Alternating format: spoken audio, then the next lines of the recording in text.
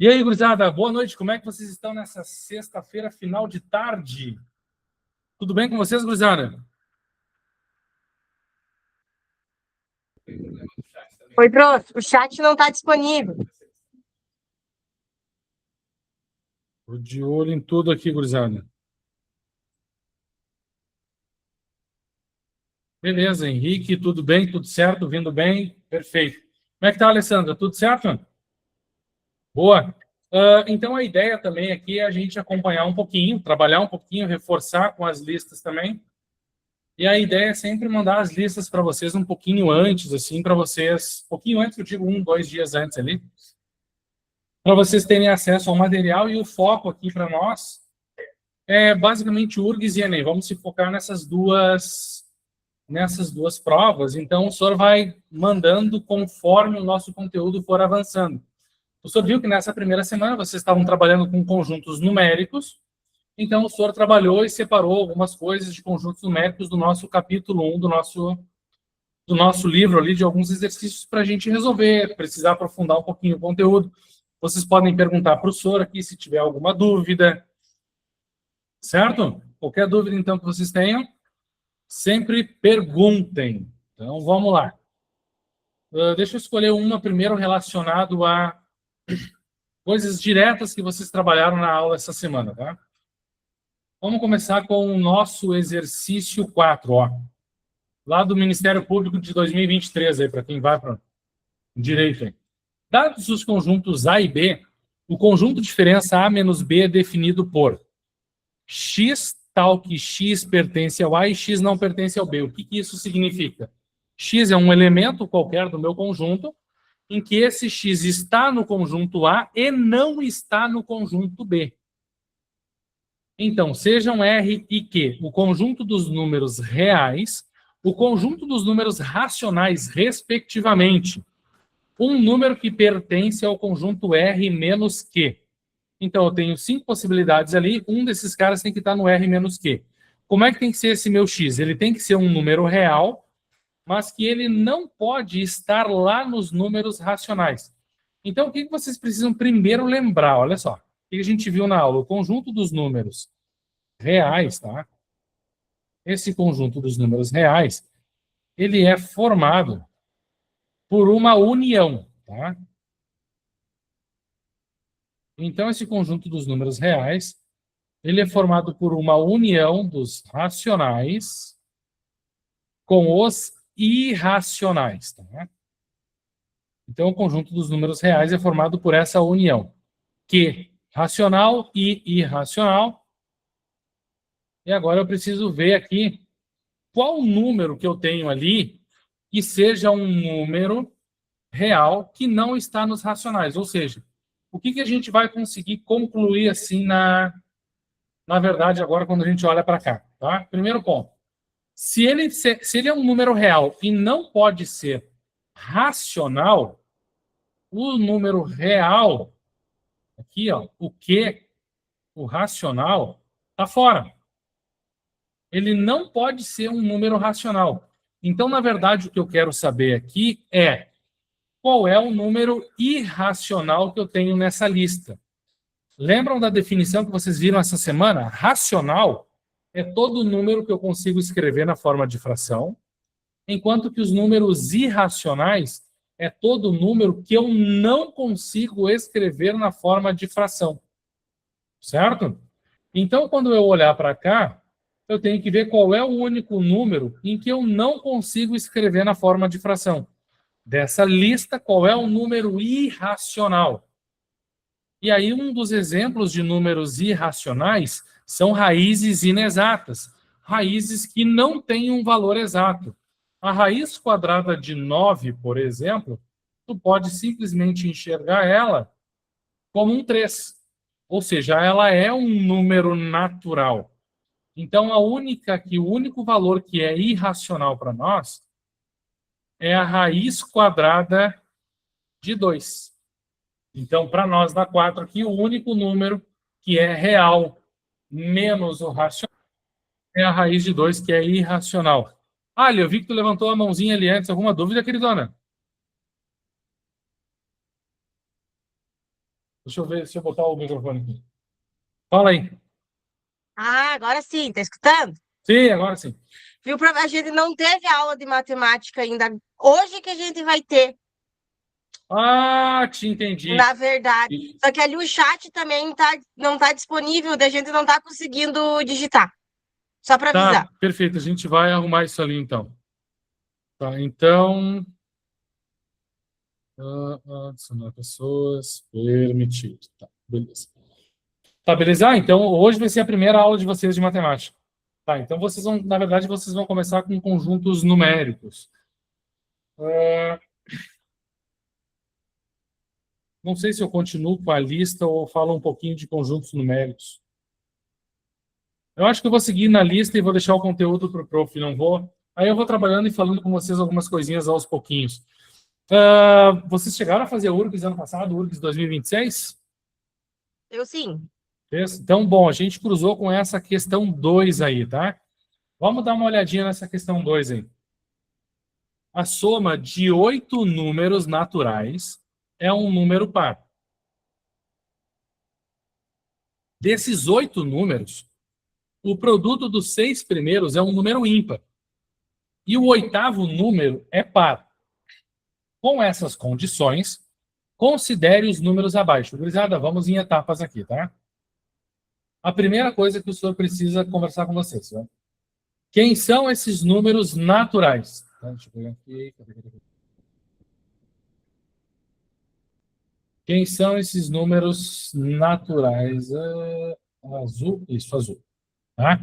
Primeira coisa. Os números naturais são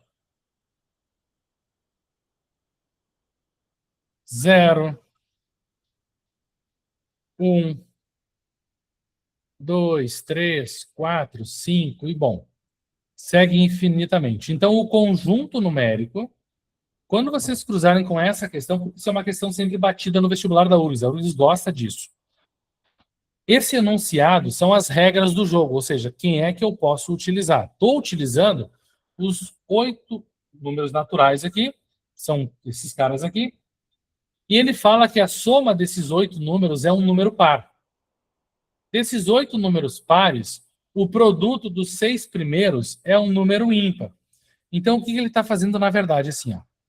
Ele está pegando um número x1, um x2, um x3, um outro número x4, um outro número x5 e um outro número x6. E está afirmando para vocês que esse produto é um número ímpar. Qual é a primeira conclusão que vocês precisam chegar nesse momento aqui, pessoal? Olha só. Se eu estou multiplicando 6 números e o resultado está dando um número ímpar, significa que os 6 números que eu estou multiplicando são ímpares. Porque se eu tivesse um número par participando de uma multiplicação, o resultado é sempre um número par. Vamos pegar como exemplo, olha só. 2 vezes 4, 8. 8 é par. 2 vezes 3, 6. 6 é par. Então, tu pegou um número par vezes número par e a resposta continua dando par. Tu pegou um número par e multiplicou por um número ímpar, a resposta também deu um número par.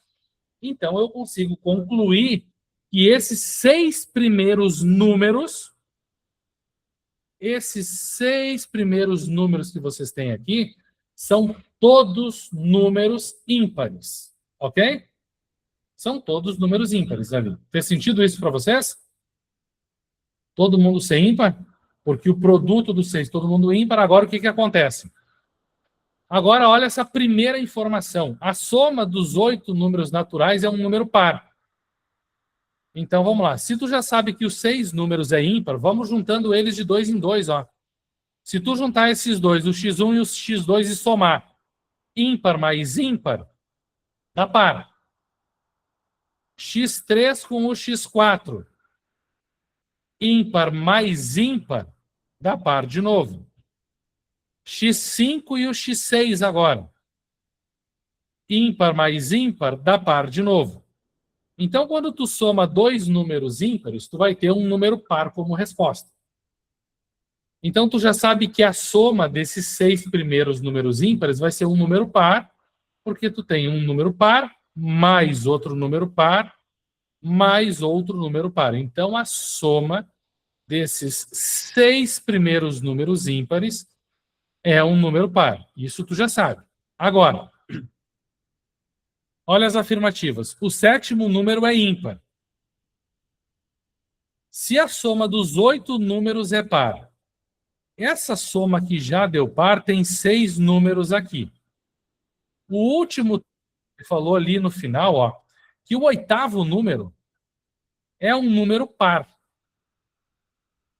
Então, tu já tem par, mais o teu 7º número, que é desconhecido, mais um outro número par. E ele afirma que a resposta dessa soma é um número par. Agora, o que que acontece? Se tu juntar esse par aqui, deixa eu botar eles em vermelho. Se tu juntar esses 6 números aqui que a soma deu par, mais o 8º número que também é par, a soma vai dar par. O que tu não sabe é o 7º número. Como é que tem que ser esse 7º número para um número par ser somado com ele e a resposta ser outro número par? Tu vai concluir que esse 7º número só pode ser um número par também. Porque caso ele seja um número ímpar, ímpar mais par vai gerar um número ímpar. Então, tu sabe que o 7º número é um número par. O 7º número sendo um número par, a gente sabe que o item 1 é falso. Estamos juntos? O produto dos 8 números é par. Isso tu já conseguia responder só olhando para essa caixinha em vermelho, ó. O 8º número é par. Pessoal, sempre que um número par participa de uma multiplicação, a tua resposta sempre vai ser um número par. Um par multiplicando qualquer outro número, a resposta é sempre um número par. Então, sim, o 2 é verdadeiro. Mas se tu se ligar nas alternativas ali, ó, isso que vocês vão fazer na prova. Tu sabe que o item 1 é falso. O item 1 sendo falso, por exemplo, tu já elimina a letra A letra C e a letra E. Automaticamente, quando tu olhar para a letra B e para a letra D, tu vai ver que o item 2 aparece nas duas alternativas. Logo, o item 2 é um item que tu não precisa fazer. Ele vai ser verdadeiro. E o item 3? O segundo número é ímpar. Sim, o segundo número é um número ímpar, já que os 6 primeiros números ímpares, os 6 primeiros números, na verdade, nós chegamos à conclusão que eles eram todos números ímpares, já que a multiplicação deles deu como resultado um número ímpar. Então, o item 2 e o item 3 são verdadeiros. E aí a gente fica com a resposta na letra D. E o nosso foco aqui, gurizada, já para conversar com vocês e com o prof também, que vai dar aula para vocês de matemática, é trabalhar em 3 etapas com vocês. A primeira, vocês dominarem o conteúdo. Entender o conteúdo de matemática. O que está acontecendo? Como que eu vou trabalhar com isso? Ponto. Na segunda situação, numa segunda fase, o nosso objetivo é que vocês saibam aplicar esse conteúdo. Que é mais a prova, tipo a carinha da prova do Enem, tipo, vou aplicar esses conteúdos, vou dar uma praticidade agora para esses conteúdos. E num terceiro nível, o nosso objetivo, gurizada, é ganhar tempo. Então, são 3 etapas. A gente entende a matemática, a gente... Opa, já quase fiz um gesto obsceno aqui, né, cara?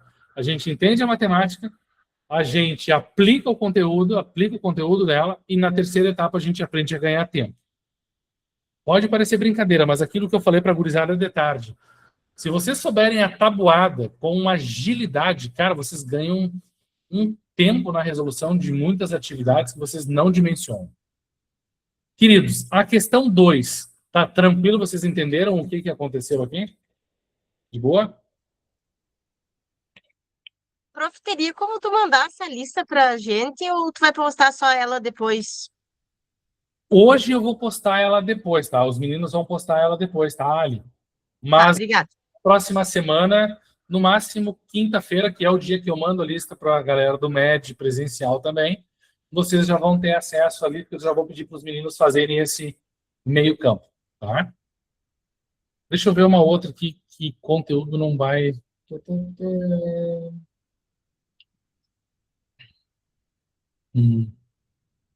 Pode ser a questão 5. Deixa eu dar um zoom aqui, bem legal na questão 5. Vou dar um minutinho para vocês lerem ela aqui, tá? Dá para ler legal aí no computador em casa? Tá. Então, toca a ficha. A primeira coisa, nesse tipo de problema, vocês estão vendo assim, depois eu vou mandar uma lista só de coisas da URGS, tá? A URGS adora questões como essa. E esse primeiro enunciado é como se fosse um novo jogo de tabuleiro. Eu preciso ler as regras. Ou seja, as regras é que conjunto numérico eu estou trabalhando. Tem que estar bem atento a isso aí, certo? Então, dados A e B reais, positivos. Então, o A e o B são números positivos, logo os negativos não fazem parte do nosso universo. Vou dar 10 segundinhos, 15 segundinhos para vocês lerem o item 1, para vocês pensarem nele, e aí o senhor vai trabalhar com vocês.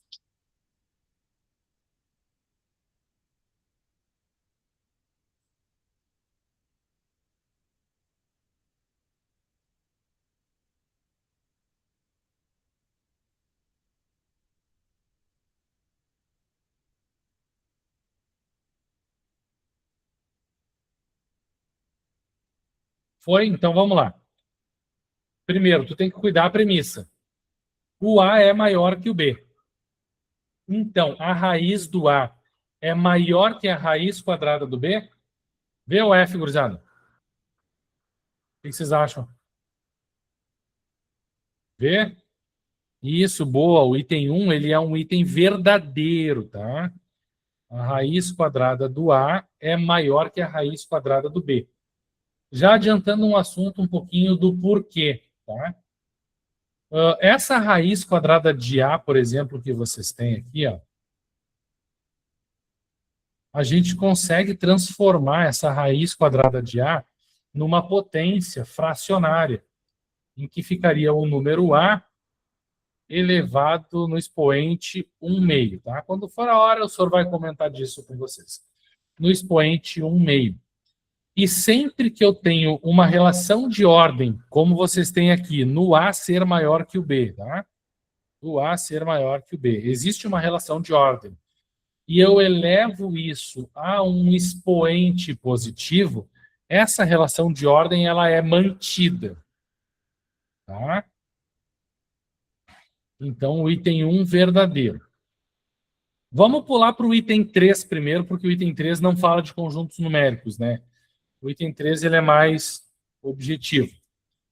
V ou F, o que vocês acham ali? Para quaisquer A e B reais positivos, raiz de A mais raiz de B é maior que 1.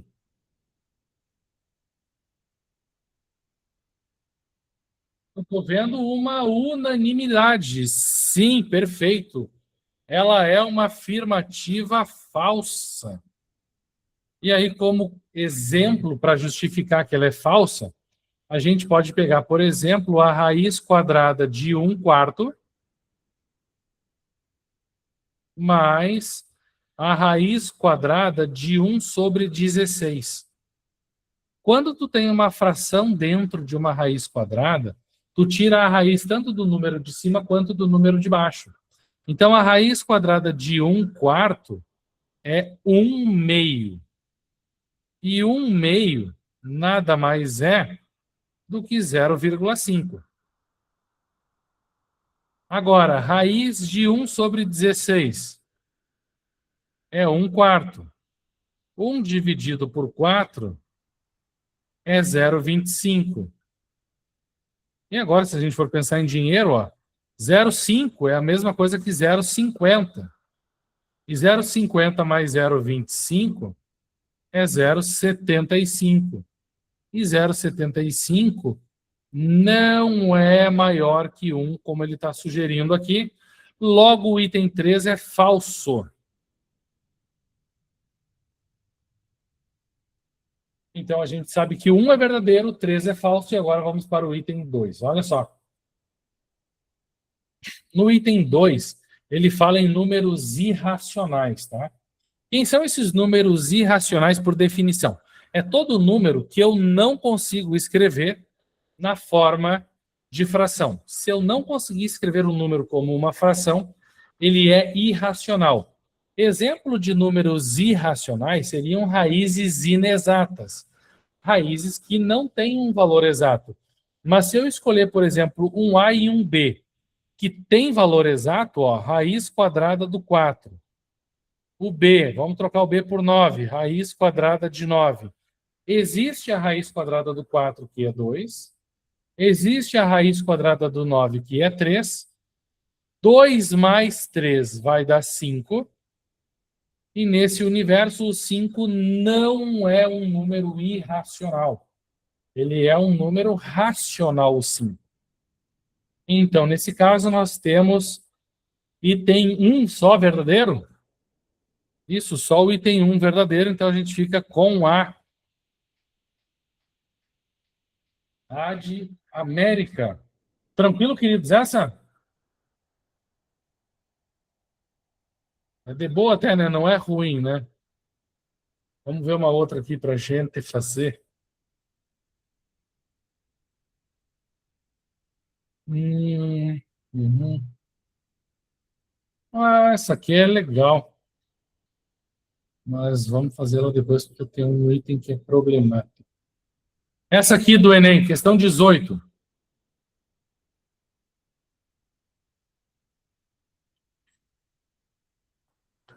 Para o reflorestamento de uma área, deve-se cercar totalmente com tela os lados de um terreno, exceto o lado margeado pelo rio, conforme a figura. Cada rolo de tela que será comprado para a confecção de cerca tem 48 metros de comprimento. A quantidade mínima de rolos que deve ser comprada para cercar o terreno. Então, eu preciso saber quanto de rolo eu preciso gastar, comprar, para conseguir cercar esse nosso terreno aí.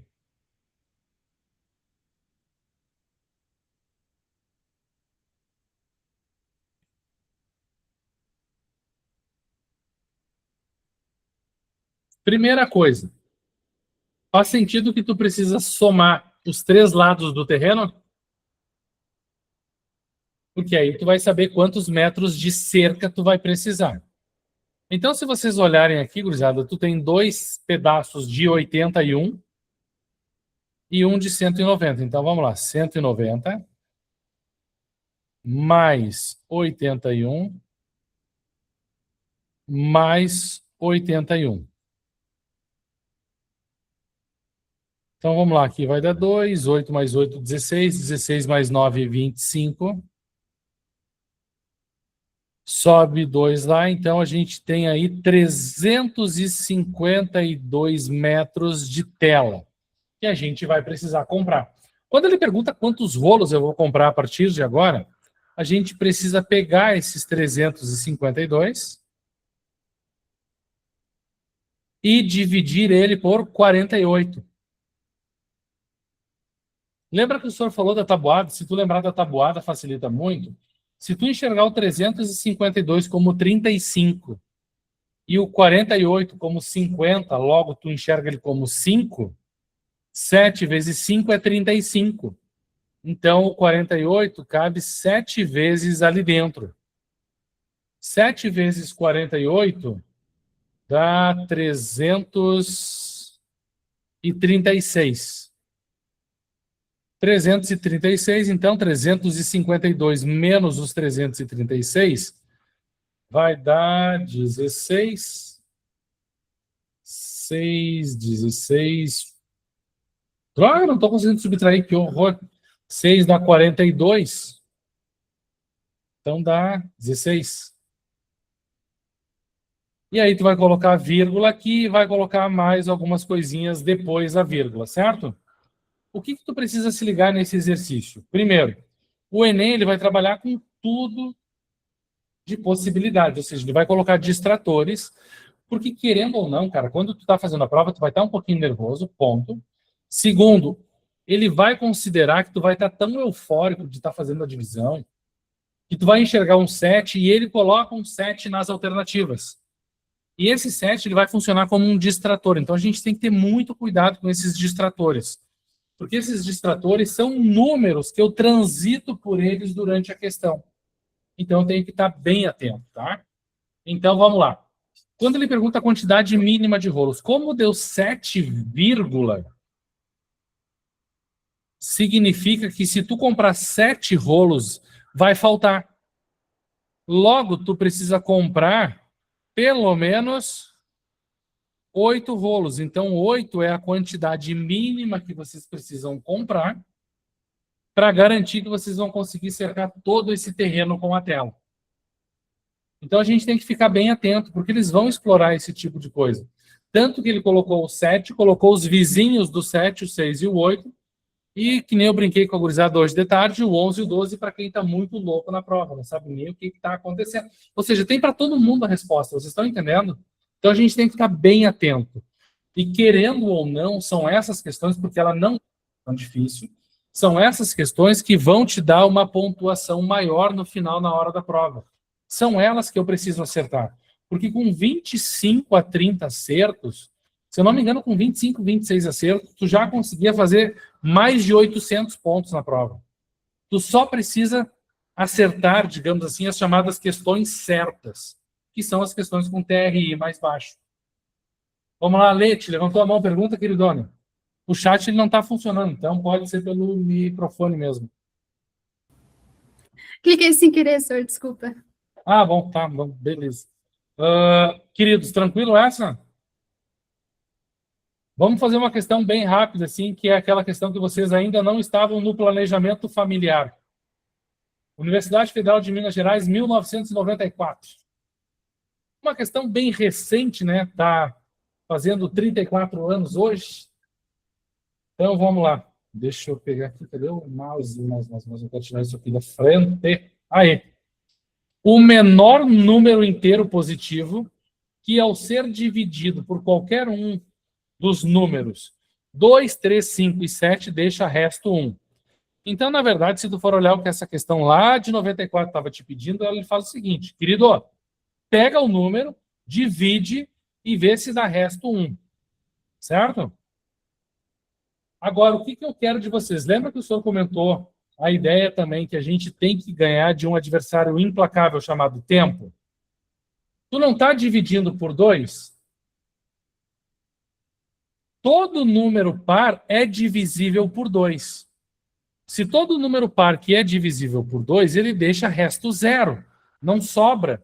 Porque eu consigo juntar de 2 em 2. Faz sentido? Então, gurizada, quando vocês forem trabalhar as alternativas, tu não vai fazer a letra A, tu não vai fazer a letra B e tu não vai fazer a letra D. Porque todas trabalham com números pares. Não tem como ser resposta. Tamo junto? Agora vamos lá. Tu não vai fazer a divisão por 2, por quê? Porque quando tu divide todo número ímpar por 2, ele sempre deixa resto 1. Sempre vai sobrar 1. Exemplo, tenho 5. 2, 2, sobrou 1. Não importa o tamanho do número ímpar. Sempre que tu divide um número ímpar pelo 2, vai sempre sobrar 1. Então, por 2, tu não precisa fazer, ok? Segundo agora, lembra que o senhor comentou contigo da tabuada? Esquece o 211 e olha para o 21. O 21, por que o 21? Tu vai ter que usar o 3. O 21 não é 3 vezes 7? Então, 3 vezes 7 é 21. Se o 21 é múltiplo de 7, o 210 também é múltiplo de 7. Faz sentido? Desculpa, de 3. Depois a gente vai para o 7. Ele também é múltiplo de 3, o 210. E do 210 para o 211, tu não somou 1 a mais? O resto vai ser 1.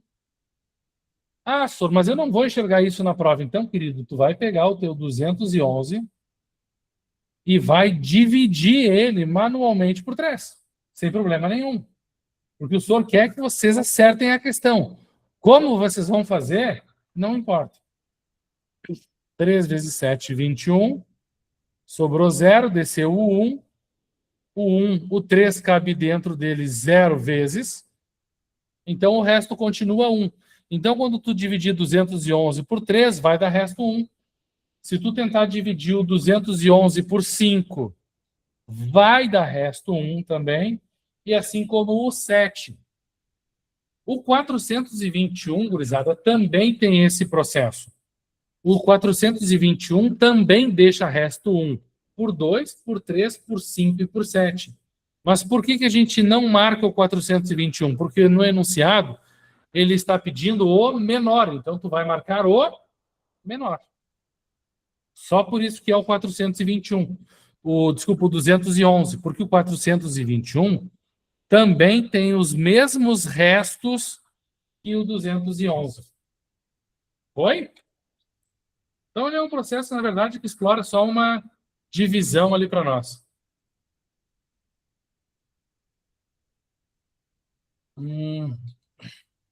URGS 2012. Aqui vocês já estavam indo para o fundamental. Vamos lá. Sendo A, B e C números reais, considere as seguintes afirmações. O A e o B são diferentes de 0, sendo o B maior que o A. Então, ele quer saber se o 1 dividido pelo A é menor que o 1 dividido pelo B. Só para fazer um comentário com vocês em cima dessa questão. Por que ele colocou diferente de 0, tanto para o A quanto para o B? Porque quando tu tem 1 sobre A, o que tu está fazendo, na verdade, é 1 dividido pelo A. E nós temos o primeiro mandamento da matemática, que é não dividirás por 0. Por isso que ele está garantindo a existência daquela fração lá, 1 sobre A e 1 sobre B. Então, quando o senhor pergunta agora para ti aquilo ali, V ou F, o 1 sobre A é menor que o 1 sobre B, quando o B for maior que o A. Dica, pensa em dinheiro. O B é maior que o A, certo? Tu tem o número 1. Vamos botar assim, vamos fazer de conta que o A é 2 e o B é 3. Tá?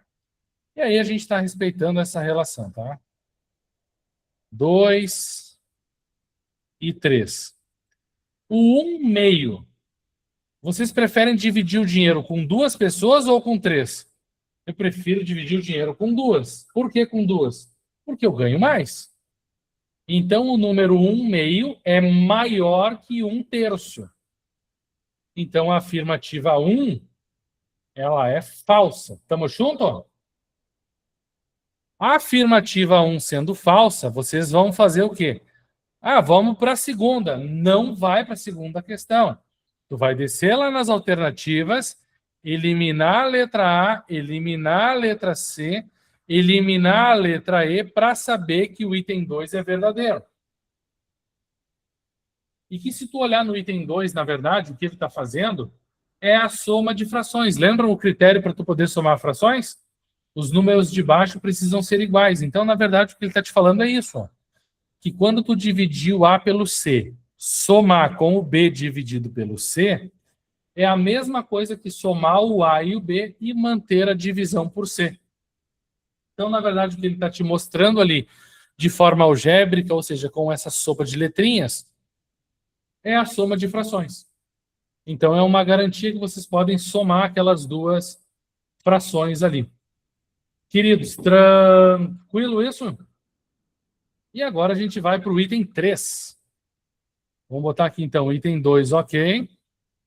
Dali, item 2. Se o B for diferente de 0 e o C for diferente de 0, o A dividido pelo B dividido pelo C é igual ao A dividido pelo B dividido pelo C. Minha dica para ti, pensa numa fração aqui. Tu tem um A dividido por um B e tudo isso é dividido por um C. E ele quer saber se isso é igual ao A dividido pelo B que está sendo dividido pelo C. Agora vamos lembrar um pouquinho das operações das frações lá. Embaixo deste C aqui, que não tem ninguém, tu pode imaginar que tem o número 1. Assim como embaixo desse A que não tem ninguém, tu pode imaginar que tem o número 1 ali. Só para facilitar a nossa conta. Na divisão de frações, tu vai manter a primeira fração e dividir pelo inverso da segunda fração. Ou seja, 1A dividido por 1B vezes 1 dividido por C. Então, tu manteve a primeira fração e multiplicou invertendo a segunda fração. E aí, ele quer saber se isso aqui é igual a o A, que é a primeira fração, o A dividido por 1, vezes um C dividido por B. Então, ele quer saber se isso é igual. Do lado esquerdo, tu tem um A vezes 1, que é o próprio A, dividido por BC. Enquanto que no lado direito, tu tem um AC dividido por B. O que tu pode fazer nesse caso? Só para a gente simplificar um pouquinho as coisas, tá? Letras iguais que aparecem nos dois lados na mesma posição, tu pode cortar. Por exemplo, esse A que está aqui, tu pode cortar com o A que está aqui em cima. Depois, tu pode cortar agora o B que está aqui embaixo com o outro B aqui de baixo. E uma coisa, pessoal, sempre que tu corta, não some nada. Sempre que tu corta, fica o número 1. Então, na primeira fração da esquerda, ficou o número 1 dividido pelo C. E isso é igual ao C dividido pelo 1. Então, o que ele está te perguntando agora é, o C é igual ao inverso do C? Ou seja, se eu pegar qualquer número real e inverter ele, pensar na fração, quem está embaixo sobe, quem está em cima desce. O resultado continua igual? O que vocês acham? O resultado continua igual? Não tem como o resultado ficar igual. Porque se eu estou invertendo, o único número em que tu inverte ele, pensando numa fração, certo? Que tu inverte ele e o resultado continua igual é o número 1. Com exceção do número 1, todo número, quando tu inverter, ele vai ser diferente. Olha só. Se tu pegar o 2, se tu inverter o 2, vai dar 1/2. 1 dividido por 2 não é a mesma coisa que 2. Faz sentido? Então, esse item 3 é falso. E aí a gente fica só com o item 2 na letra B. E uma coisa, gurizada, vocês têm que ter muito cuidado quando vocês forem escolher, digamos, números para substituir, do tipo assim, eu vou dar um número para o A, um número para o B, um número para o C e tal. Cara, beleza, lindo. Só que tu tem que também ter um pequeno cuidado, cara, para verificar se esses números que tu está substituindo, daqui a pouco não fazem uma afirmativa falsa ficar verdadeira. Então, vocês têm que ter esse cuidado, porque dependendo do jogo de números que vocês forem escolher, vocês vão deixar aquela afirmativa verdadeira. Então, vocês têm que ter esse pequeno cuidado aí. Tamo junto? Então, vamos lá. Vamos para uma próxima aqui.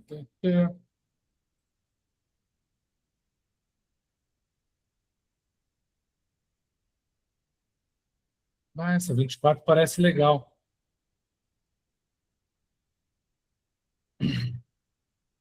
Vamos fazer essa 24. Gostei dessa 24. Nesse contexto, as propriedades aritméticas, noções de ordem, números reais. Então, a informação mais importante que vocês têm é ali na terceira linha. Papel no estudo dos números reais. E aí a gente quer saber qual das afirmações abaixo é verdadeira. Vou dar mais um zoom aqui que eu acho que melhora para vocês. Então, vamos lá.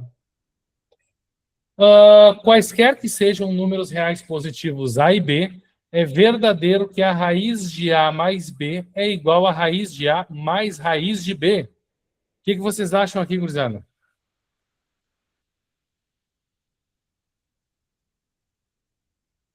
Vê o F para esse carinha aí.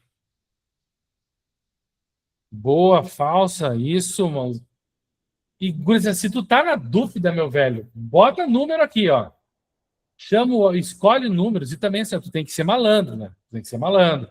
Tu vai escolher números em que o A e o B tu consiga tirar uma raiz quadrada exata. Não vai ferrar com a tua vida também fazendo exercício, né? Vamos botar assim, ó, que o A é 1 e o B é 4. Tá? O A sendo 1, o B sendo 4. Raiz quadrada de 1 é 1, raiz quadrada de 4 é 2, e 1 mais 2 é 3. Quando eu somo esses caras lá dentro da raiz à esquerda, 1 mais 4 dá 5. A raiz quadrada de 5 é 3? É claro que não. Então a letra A está fora. Bah, nada a ver, o cara foi longe. Ó, quaisquer que sejam os números reais A e B, tais que A ao quadrado menos B ao quadrado igual a 0, é verdadeiro que o A é igual ao B. Vê o F, queridos.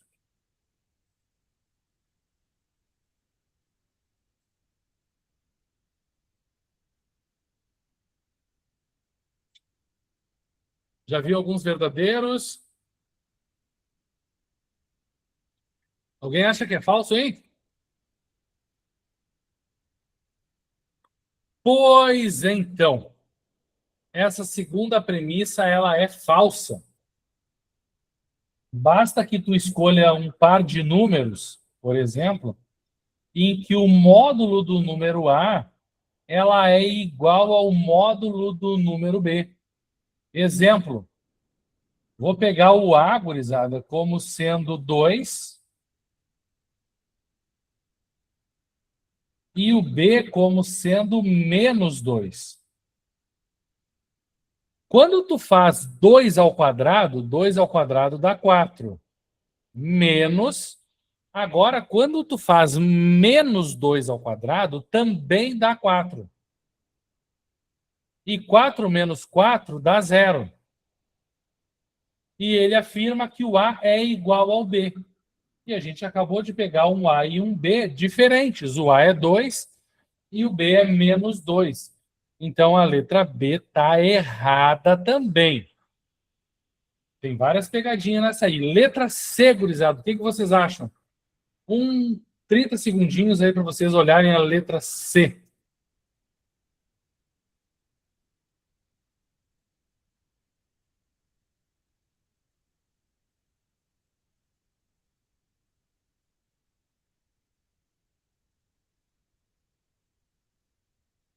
Jesus, cadê minha folha? Tá aqui, volta para cá.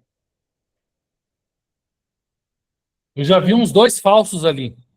E sim, ela é falsa, porque a gente tem uma relação que diz o seguinte, ó, se liga aqui.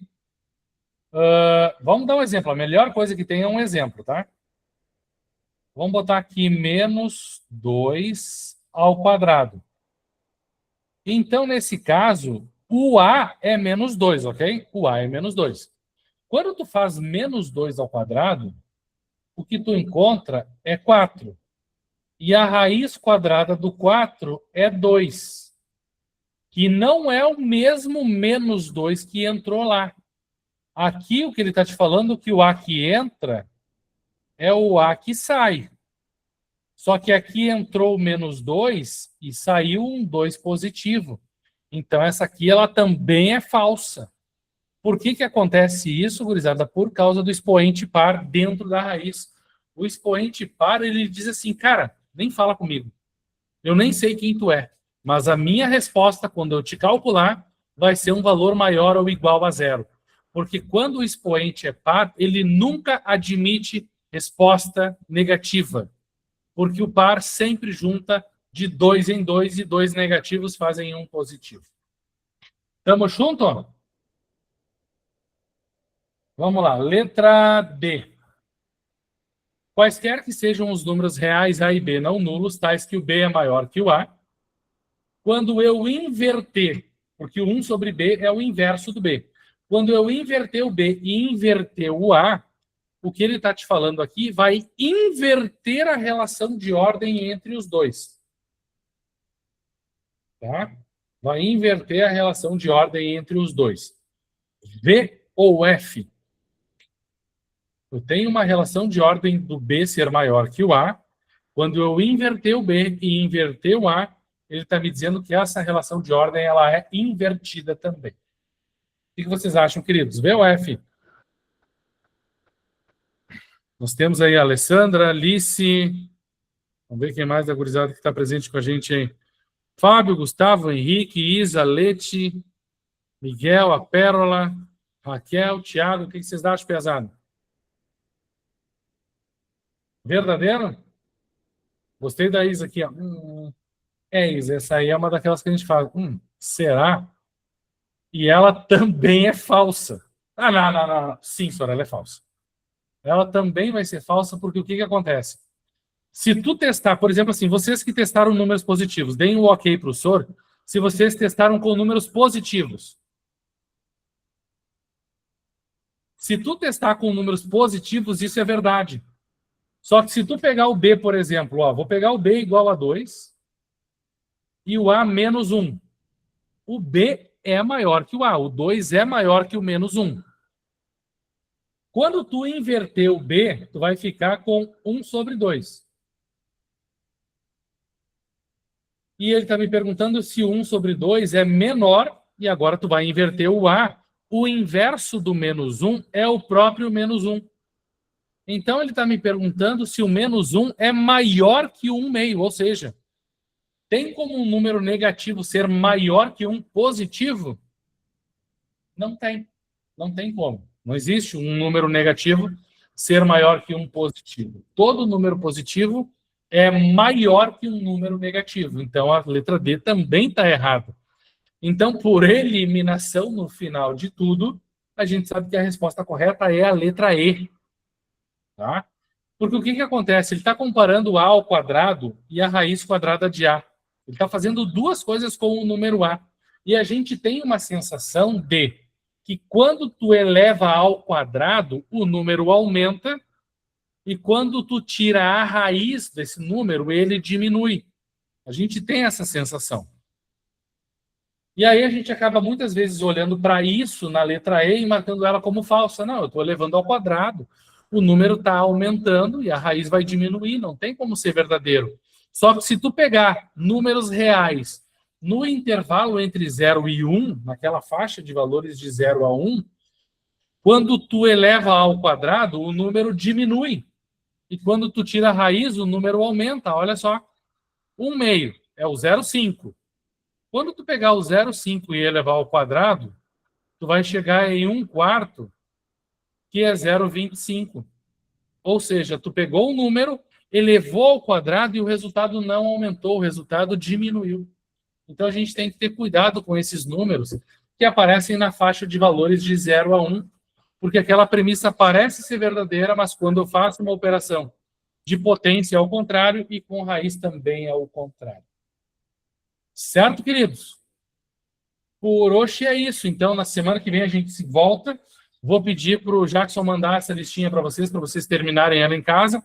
No final dela tem um gabarito, e isso vai ter a ver com a primeira aula do Prof. hoje, que vai falar tudo de conjuntos numéricos com vocês. Certo? Então, valeu pela parceria, valeu pelo começo, e a gente segue forte rumo à tua aprovação para colocar esse nome no listão lá no final do ano, gurizada. Prof, eu Oi. tenho uma dúvida. Oi, prof. Diga. Consegue me escutar? Sim. Nessas questões, né, que aparecem nesse início, né, como quaisquer que sejam os números reais, seria melhor, então, a gente evitar, quando usa os números, usar número positivo? Que eu, por exemplo, usei em todos os números positivos e aí por isso que eu errei. Não é, na verdade, não usar os positivos. A ideia é expandir um pouquinho. Pega positivo, testa os positivos com negativos e cuida desses números na faixa entre 0 e 1. Seria Tá. esse grupo de testes ali, de números. Tá, Certo? não entendi. É, porque eu acho que na cabeça vai automaticamente, vai pensando de Isso, adiante. tu testa assim, sempre. 2 positivos, 2 negativos e 1 de cada. Tá, Se entendi. funcionou para isso, vai funcionar sempre. Tá, muito obrigada. Certo, guria? Te cuida aí, Raquel. Bom final de semana.